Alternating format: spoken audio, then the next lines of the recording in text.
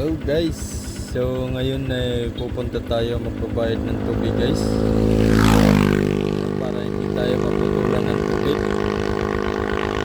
Tatlong buwan tayong hindi nagbayad ng tubig guys. Kaya ngayon pupunta tayo magbabayad. So tara. Samahan niyo ako guys magbabayad. Pasensya na kayo sa aking video guys. Ganito pala pag sa motor nakakunik yung camera. Masyadong alog-alog, ma-blurred, no?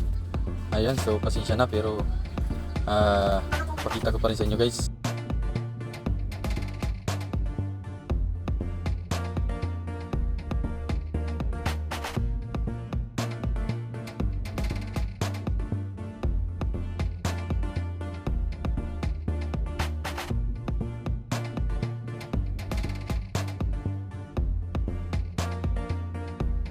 So dito na yung opisina ng Nawasa dito guys sa amin. Nasa gitna ng bukid, no? So medyo malapit-lapit lang naman sa bahay. Mas maganda. Hindi mo na kailangan pumunta ng bayan para magbayad lang ng tubig. So ito na. Ayan.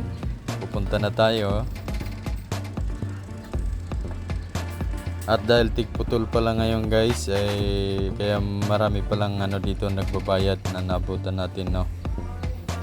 So pumunta tayo dito.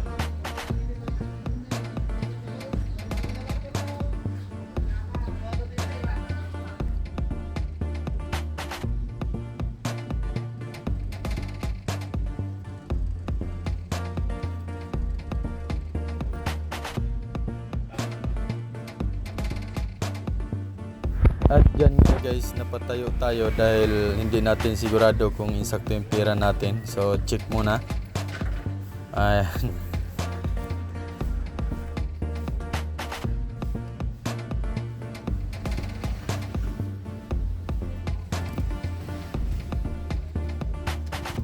Ayun, nabilang natin ang pera natin ay sakto naman pala ang pera natin. Kasya naman pala pambayad. So ito na, magbabayad na tayo.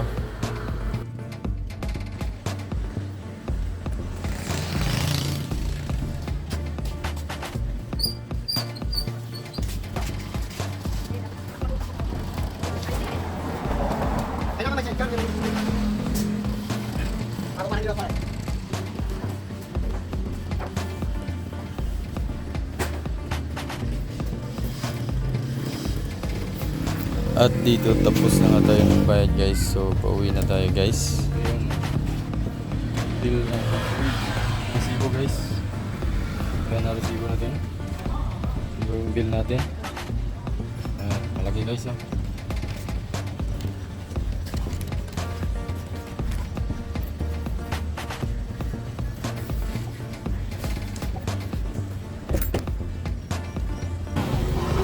Ngayon tapos na tayo magbayad. So uwi na, ganun lang kabilis magbayad.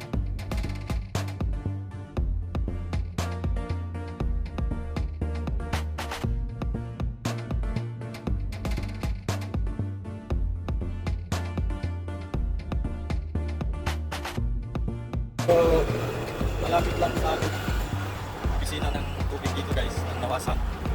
So hindi na tayo pumunta ng bayan, meron na silang opisina sa bukid.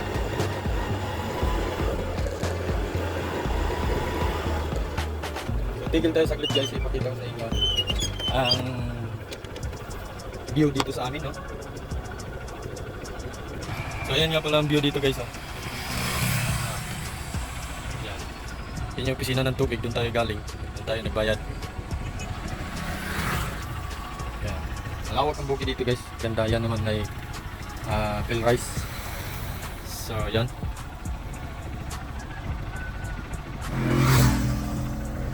Okay, so tapos ko na naipakita sa inyo guys. Nakalagay lang kasi dito to sa stand, dito sa motor, no? So tara, let's go. Uwi na tayo. Let's go guys.